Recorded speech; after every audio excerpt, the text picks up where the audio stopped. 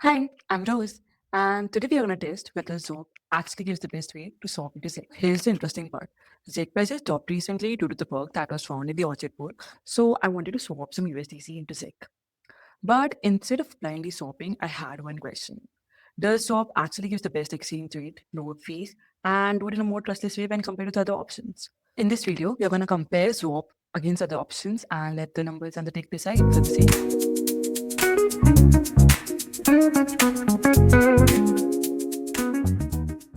All right, first up, swap. So here's a landing page and swapping 10 worth of USDC into ZEC. Right now, one USDC gives me around 0.002 ZEC with a network fee of 10 cents. From my initial testing, this is currently giving me one of the stronger outputs with relatively low fees, but we'll compare everything later. I'll start the stopwatch to calculate the swap time. But rates aren't the only thing that matters. What makes this interesting is the trustless system that Zoop provides. No MPC committee, no multi-sigs, no wrapped assets, just cryptography and two chains consensus doing the heavy lifting. If you want the deeper technical side, especially around the probing systems and the architecture, I'll link the Zcash blog below the tweet and you can check it out. Let's see how long this actually takes. A few moments later. And then swap completed in around 3 minutes 20 seconds. I also found this X blog shared by Josh, the founder of the Soul, showing different ways to swap into ZEC. But instead of trusting marketing claims, I'm going to try it out myself. We'll compare exchange rates, swap times, fees, and the trust assumptions behind each one. And in the end of this video, we are going to find out which swap actually gives the best result. Okay, here comes up the Zold wallet. Since it's mobile only, I switched over to my iPad for this one. So the exchange rate that I am getting is around 458 USDC for one SEC, with the platform fees $0.05. And underneath this route is using near intents. One thing I want to talk about is the trust model head. Near intents relies on the MPC committee coordinating activity across chains. So I think it comes down to the preference. Some users may be comfortable with that model, while others might prefer a more trust minimized route. And for people looking specifically for that trustless approach into if they want to swap into ZEC, that's where the swap becomes interesting. So let's see how long does this take. 2 very boring minutes later. Okay, so it took me around 3 minutes for the swap to get completed in the Zone app via the near intake. Next step, Houdini swap. So I added my address here and the amount I want to swap. It's showing change now underneath as the swap provider, which means this routes depend on a more non-decentralized provider underneath. One thing to note, shielded transactions aren't supported here, so I'll need to use a transparent address instead. Right now, I'm getting an exchange rate of around 0.002 ZEC, and the estimated swap time is around 10 minutes. So I'll start the stopwatch.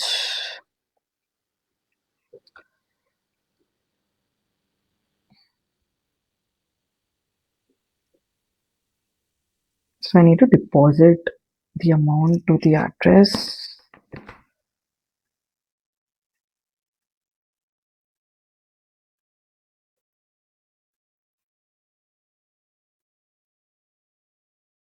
$2,000 later. Okay, I skip ahead and the transaction is completed and it took around 17 minutes for the transaction to get completed and I got around 0.02168 for ZEC for $10. So moving on to Thor swap, right away I noticed that shielded address aren't supported here. So I need to use a transparent ZEC address. Now looking at the swap details, with the lowest slippage setting, the exchange rate I'm getting is 0.00214, with the fees of around $0.21. I'll swap it. So seems like slippage got increased to 2.74%. I'll start the stopwatch as well. 6.5 hours later. So seems like it's done. It took around 1 minute 18 seconds. This was the Thor swap. I also tried testing Thorchain directly, but it looks like ZEC is unavailable there.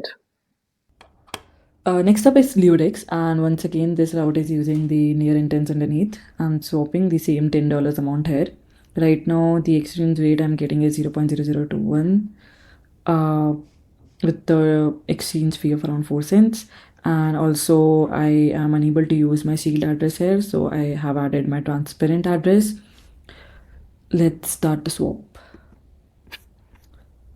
Before swapping, I need to restart my stopwatch. Confirm.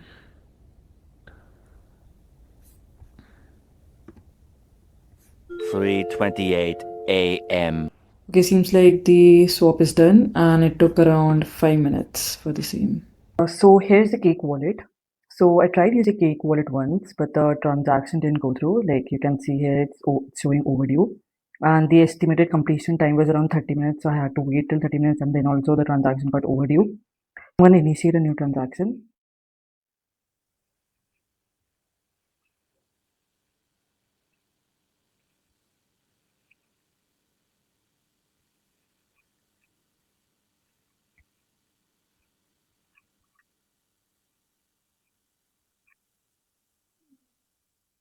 Okay, so the best rate that I'm getting is around of 0.0023 ZEC. It's a centralized route.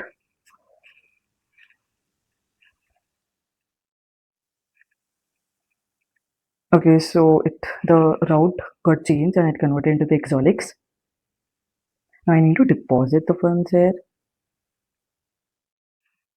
To be honest, I didn't like the UI much. It's lagging a bit. 3 days later. Okay, so the transaction became overdue. I waited for about half an hour, but it still didn't go through. I didn't like the Cake wallet overall. Two transactions, got stuck, and I wasn't a fan of the UI either. So the exchange rate wasn't great as well. So yeah, that's my overview for the Cake wallet. Alright, after testing all these routes, I collected the exchange rates, fees, swap times, and the rest assumptions behind each one. So you'll find this comparison table here. And from my testing, swap gave me one of the stronger exchange rate while also having the trustless design. If you found this comparison helpful, do share this video. Also, I'll be releasing more of these episodes, so stay tuned. See you in the next one. Bye.